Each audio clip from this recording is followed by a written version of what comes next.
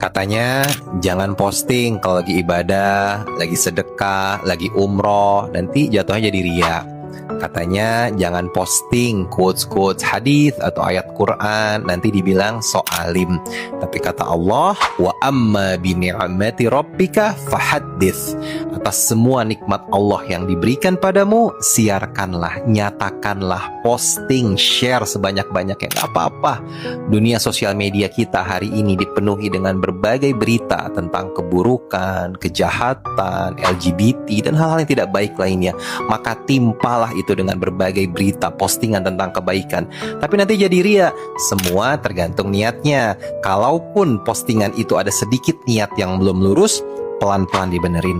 Tapi postingan tentang kebaikan itu bisa jadi menjadi wasilah kebaikan bagi banyak orang, dan kita pun akan mendapatkan pahalanya.